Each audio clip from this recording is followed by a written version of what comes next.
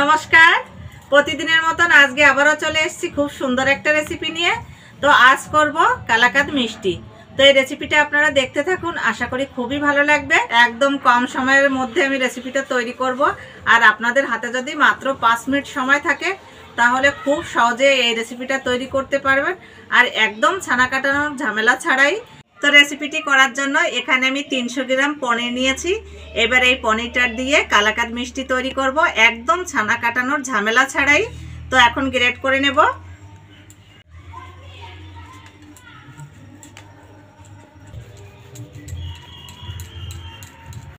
তো আপনারা চাইলে এই রেসিপিটা ছানা দিয়েও করতে পারেন। খুব সহজ একটা রেসিপি, আপনারা দেখলেই বুঝতে পারবেন যে কতটা সহজ। এখানে 1 বাটি চিনি দিচ্ছি। তো চামচের মাপে নিলে 4 চামচ আছে। তো আপনারা মিষ্টিটা বেশি খেলে তাহলে একটু বাড়িয়ে দেবেন। একটু এলাচ গুঁড়ো, 1 বাটি গুঁড়ো দুধ। এবার সব কিছু দিয়ে ভালো করে মিশিয়ে নেব। এভাবে একটু মেখে নেব।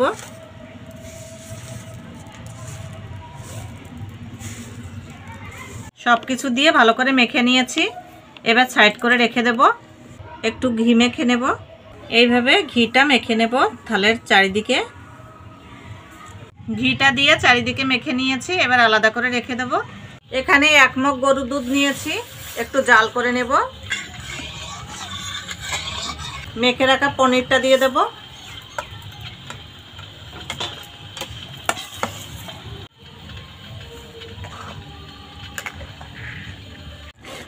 এই দেখুন কতটা ঘন হয়ে গেছে, আর একটু জাল করে নেব। এই দেখুন কড়ার থেকে ছেড়ে আসছে, তার মানে হয়ে গেছে। এখন নামিয়ে নেব।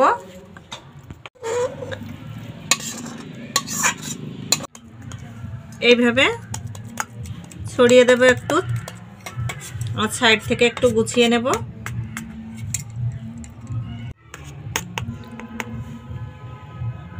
নরমাল জায়গায় রেখেছিলাম 1 ঘন্টা মতন। এই দেখুন একদম ঠান্ডা হয়ে গেছে। এবার কেটে নেব।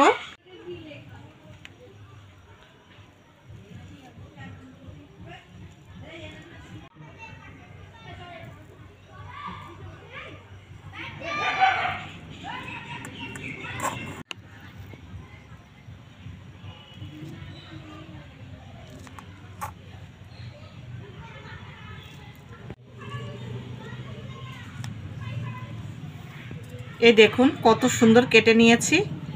এবার এক এক করে তুলে নেব। এইভাবে এক একটা করে তুলে প্লেট সাজিয়ে নেব। এখানে কিছু পেস্তা বাদাম নিয়েছি, এবার সাজিয়ে নেব।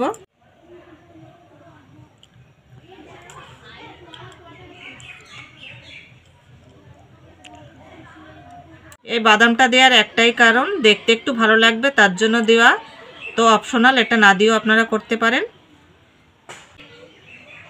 দেখুন কত সুন্দর লাগছে কালাকাঁদগুলো, দেখে কিন্তু খেতে চাইবে। দুর্দান্ত একটা রেসিপি, আপনারা যে কেউ বাড়িতে খুব সহজেই করতে পারবেন।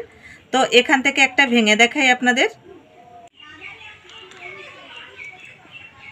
কত সুন্দর হয়েছে দেখুন, দেখে কেউ বলতেই পারবে না এটা বাড়িতে তৈরি করা।